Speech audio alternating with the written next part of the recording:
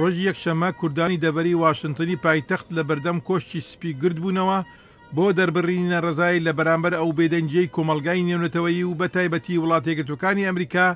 لە ئاست ئەو هێرشانەی دەکرێنە سەر کوردانی سووریا لەلایەن کۆمەڵە توندڕەوە ئیسلامیەکانی سەر بالقاعیدا وەکو جەبهەت النوسرە و دەوڵەتی ئیسلامی لە شام و عێراق.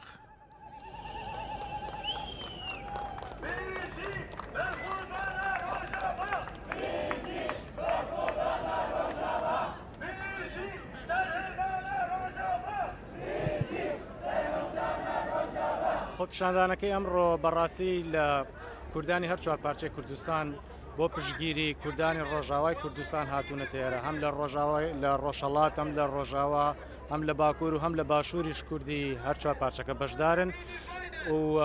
کۆبوونەوەکە بە دەست پێشخەری پارتی ئاشتی و دیموکراسی لێرە کە پشتگیرێکی باشی ئەو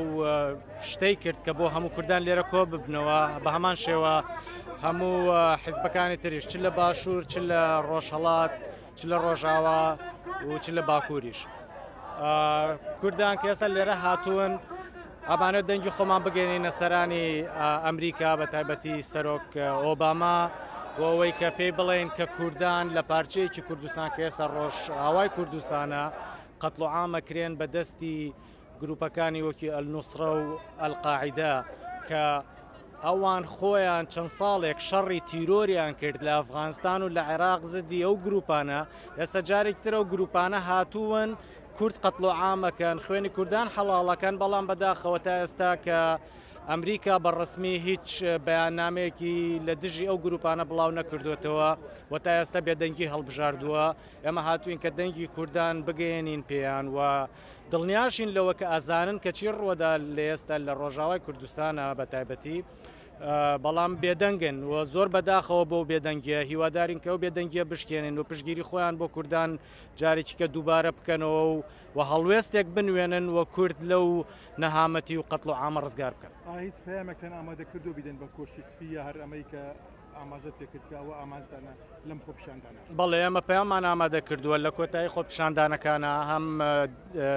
دەیدەینە دەست بەرپرسانی کۆشکی سپی و لە هەمان شێوەشە ئێمە بەیاننامەی کەشمان ئامادە کردو و هێشتا لە ناو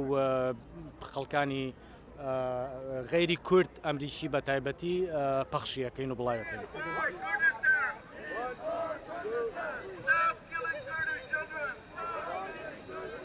هاتین هەر خۆ نیشان بدین ئەو زوڵما ملەتی ماوەتاکردنی خوازەتەن ئەو ناوێ ئیسلاماتیە بشکو مناڵی کوردات کوژن کوردستانە ڕۆژاوا نەحەقیە لە ملەتە کورد هاتەکەن تاریخیان و جغرافیان مەدوێت دنیا بزانێت عالەمە بزانێت خوازەتەن کۆشکا سپی بزانێت نەحەقیە لە ملەتە کورد تێتکردنی زەدەوێ نەحەقیەنە و ئیشەڵا ئەف کوشتنا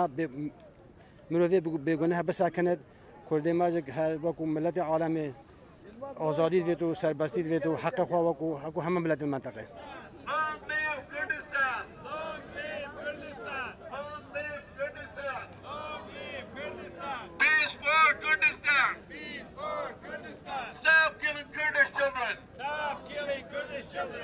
ئەمن ناوم شلێر قادری خەڵکی ڕۆژهەڵاتم ئەوڕۆ هاتوین بۆ پشتیوانی لە کوردەکان لە سووریا کە بەداخەوەکی ئاگادارین ئێستا کوشت و کوشتارێکی زۆر لەسەر کوردەکانن بە تایبەت لەسەر ژن و منداڵەکان. ئەمە بۆیە هاتینەوە کە پشتیوانیان لێ بکەین و داوا بکەین لە وڵاتی ئەمریکا کە پشتیوانی لەگەلی کورد کە هیوادارین ئەو خۆپێشاندانە جێگای خۆی نیشان بدا و ئەمن لێرەوە پشتیوانی خۆم دەردەبرم لە تەوای کوردەکان لە سووریا هیوادارم کە ڕۆژێکدا بێ ئاڵای کوردستان لە سووریا وەکو کوردستانی عێراق هەڵبدرێت.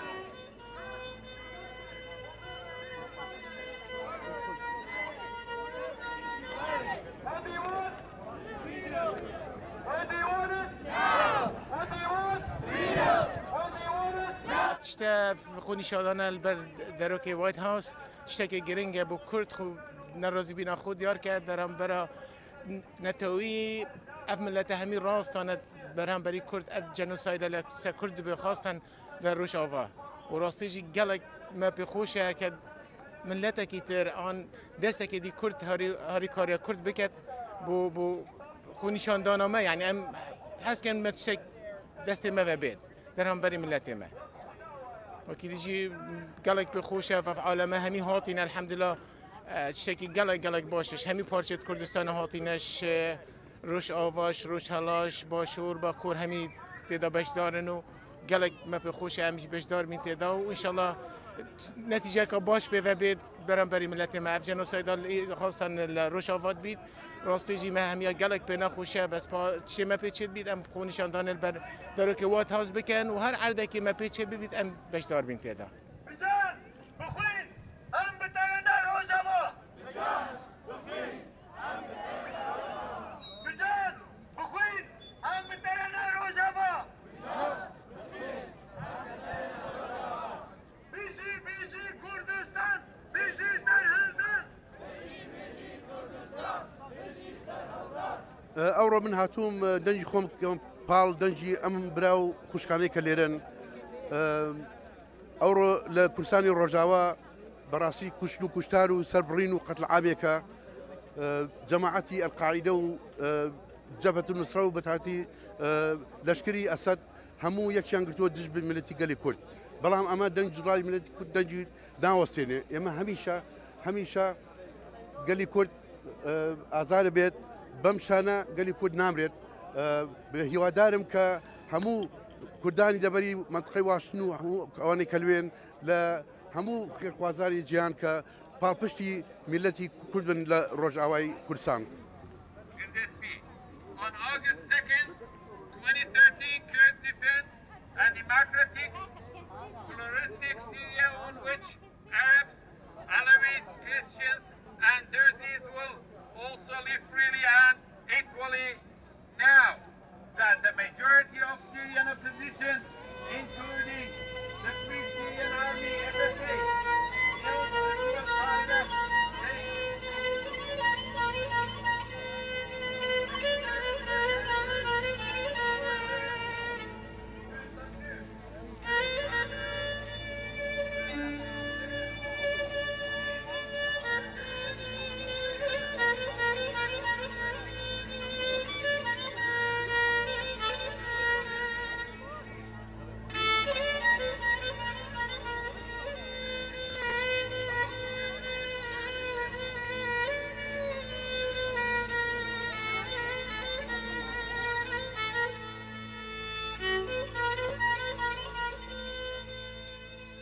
ایرو روژه گلکی تایبته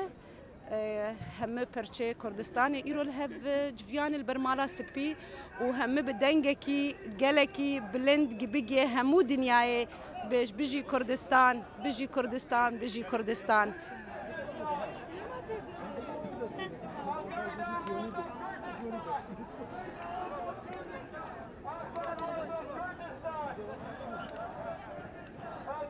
ئەمڕۆکە کوردستانیانی دانیشتووی ئەمریکا لە پێش کۆشتی سپی کۆبووینەتەوە خۆپشاندان دش بە و قات و قڕی و دوش بە و ئەنفالەی کە ئەمڕۆکە لە ڕۆژئاوای کوردستانە ڕوو ئەدا بەدەست جەبهەت النوسرە کە بەشێکە لە ئەلقاعیدەی تەرۆریستی جیهانی. یەکێک لە هۆیەکان کە ئەمڕۆ لە پێش کۆشتی سپی کۆبووینەتەوە ئەوەی ئەم خۆپشاندانە ئەکەین بۆ ئەوەی بتوانین دەنجی خۆمان بەرزکەین بۆەوەی بڵێن بەسە ئەم بێدەنجیە بەرامبەر بە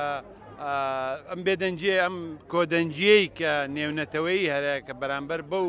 هەموو کوشتن و بڕینەی بەرامبەر بە کوردی سیڤیل لە ڕۆژئاوای کوردستان ئەکرێت کە بە کۆشتی سپیش بڵێن بەسە ئەم بێدەنجیەتان بشێنن و بێن بەهانای ئەو کوردانەی کە لە ڕۆژ ئاوادان و جا لەبەرەوە ئیمڕۆکە هاتین کۆبوونەوەمان واخود پرۆتێستمان واخود خۆپشاندانمان کرد و سازداوە لە پێش ئەم شوێنەیە بۆ ئەوەی پێیان بگەێنین بەڵێ چیدی تحمل ناکرێ و چیدی چاوەڕوان ناکرێ ئەم بێدەنجیە چونکە بەڕاستی 500 لە سیڤیلی ڕۆژ ئاوای کوردستان بەدەست جەبهەتە نوسرەوە کە ئەو لەلایەن حکوومەتی تورکیا پشتگیری دەکرێت ئەمڕۆکە تورکیاش کە یەکەم دۆست و نزیکی ئەمریکایە وای پێیان بگەێنین کە دۆستەکانیان لەو بەشەدا چ دەکەن.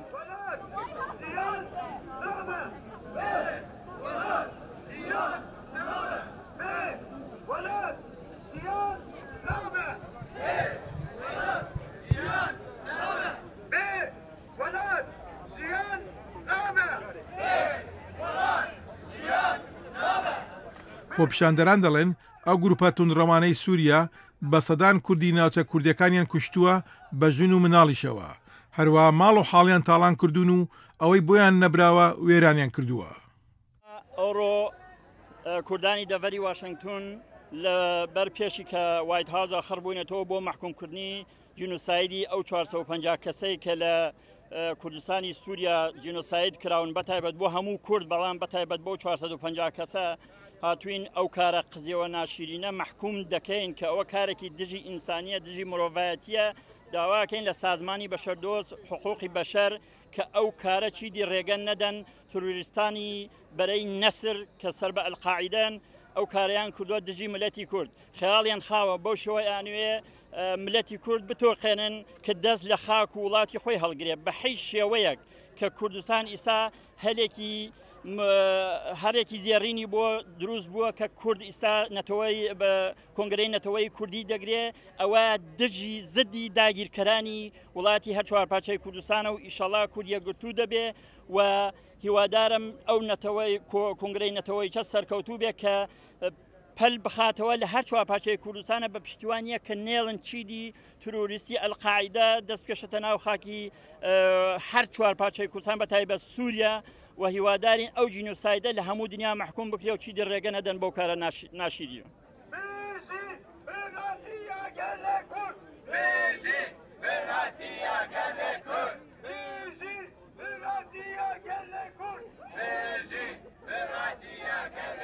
ابروگا کو ام کردن دبر واشنگتن کردن دبر سوریه و ترکیه و ایران و عراق هم همی کو خربینا لویری کو اف خو پیشاندن مکریه دا کو عملیات خو آزاد بکن دبر سوریه راستی ظلم کا زور تعداد دکن خلک می دبر سوریه که جمهوره کا هند کا جماعت بشار اسدی کو ابي ظلم الخلق متكن ام همي خو پیشاندن کن ام ناراضینا بو چنده و ام همي دنگ خود گهیننا وایت هاوس دنگ خود گهیننا همي دنیای و حاضر ببن هاریکار بن جبو ملت ما کرد چنگا ملت ما کرد الویری زوری ضربه در بینی زور ظلم و تعدیل لیوان تکرنه و هم همی خوانا راضیت که موی چنده و هم دل قلبی چنده نکوشتن بتکرنه و هم همی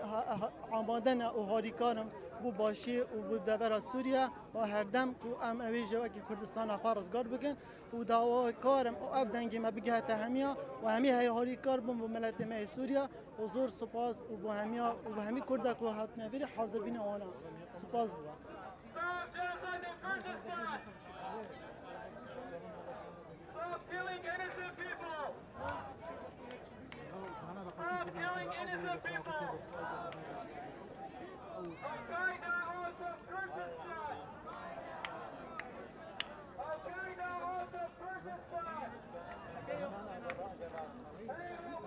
أمين محمد داستان هاتونا لبردرشي وايت هاوس لأمريكا پشتیوانی خۆمان لە خەڵکی دەخێن گەوزاوی کوردستانی سووریە بکەین بەتایبەت ئەو مناڵە خینچیلانە کە ئێستا زۆر بە شێوەیەکی ناڕەوا بە شێوەیەکی نائینسانانە بە شێوەیەکی نامرۆڤانە بەدەست ترۆریستانی ئیسلامی دەخێن وەرگەوزان و ڕوحمیان بە ماڵ و منداڵ و بە دایک و خوشک و برا نەکرد ئەوە هەمیشە پیشەی و سیاسەتی ئەو فاشیستانەیە کە هەمیشە تەنها کارێکی کە لە دەستیان دێ کورتکوژی بکەن. بەڵام خەیاڵان خاوە ئەمە پێیان دەڵێن لە هەر شوێنی دنیا بین لە هەر جێگایەک بین لە هەر جێگایەک بین حاضرین پشتیوانی خەڵکی کورد بکەین خەڵکی کورد لەو دەرفەت و دەرەتانە کەڵک وەردەگرێ ئەوە جاران نییە دوژمنان گروپەکانی ژدی کورد بە کەیفی خۆیان کورد بکژن کوردین فەڵکەن کورد لەناوبەرن ئێمە هەمیشە پشتیوانیانین ناڵین ئەو خێنانە بە خۆرایی بڕوە ئەگە پێویست بێ حاضرین هەموو وەک کورد بچین بەشداری بکەین دفاع لە خوشک و برایانی خۆمان بکەین لە سووریە. بێژی سەرهەڵدانە ڕۆژاوا بێژی سەرهێڵدانە ڕۆژاوا ئەم زۆر جێگەی نیگەرانی بوو بۆ من و بۆ هەر تاکێکی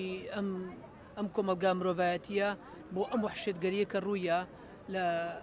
لە کوردستانی سووریا بەڕاستی زۆر جێگەی نیگەران بۆ هەموو مرۆڤایەتی بەتایبەت بۆ گەلی کورد ئەوەی کە لە هەرێمی کوردستانە ئەژین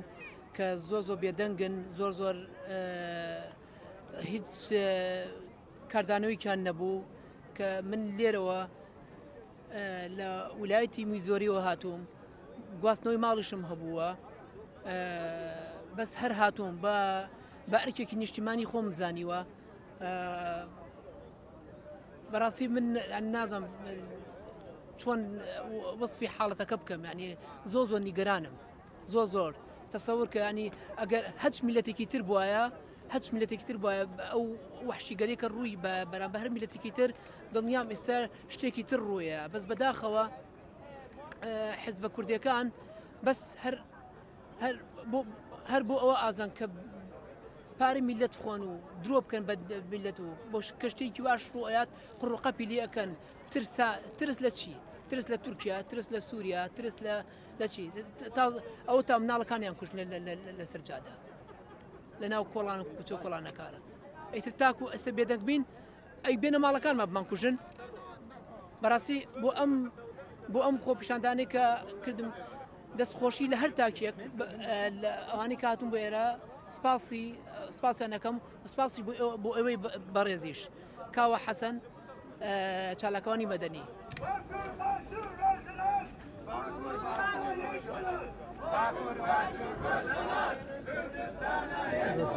زۆر بەخێر بێن زۆر سپاسانەکەین بۆ هاتن بۆ ئەم خۆپیشاندانە هەڵبەت خۆپیشاندانە گرنگی لەوایە کە بتوانین فشارێکی نێودەوڵەتی دروستکەین دژی ئەم ئابلوقەی کە لەسەر کوردستانی ڕۆژاوایە ئەمە لەلایەک لایەکی تر دژی قاعیدە و دژی کوشتنی ئەو 450 مناڵ و ژن و بێتاوانی کە لە کوردستانی سووریا کوژدان بەداخەوە و فشاری خێنە سەر UNHCR فشار خێنە سەر حکوومەتی ئەمریکا فشار خێنە سەرەوەی کە ئیشێکی جدی بکرێ بۆ ئەو خەڵکە فشار خێنە سەر حکوومەتی هەرێمیش کە ئابلوقەکان دانەخا لە کوردەکانی ڕۆژاوە ئەمە حقیقەتێکە ئەبێ ئێمە خۆمان دژی خۆمان نەبین ئەوە لە هەمی گرنگترە ئەو کاتێکە خۆمان دژی خۆمان نەبین نتوانین پامێک ئاراسی هەموو دنیا بکەین پامێک ئاراسی ڕێکخراوەی دەوڵەتیەکان کەین و ئێمە هیچ کەسێک ناتوانێت خۆی کا بە خاوەنی ئەم خۆپیشاندان و ئەم فشارانە خەڵک خۆی خاوەنی ئەم خۆپیشاندانانەیە خەڵک خۆی خاوەنی ئیدانەکردن و خەڵک خۆی خاوەنی هاودەنگی و هەماهەنگیە لەگەڵ کوردەکانی تورکیا و هاودەنگیە لەگەڵ کوردەکانی سووریا و هاودەنگیە لەگەڵ کوردی باشوور و باکوور و خۆراوە خۆرەڵات.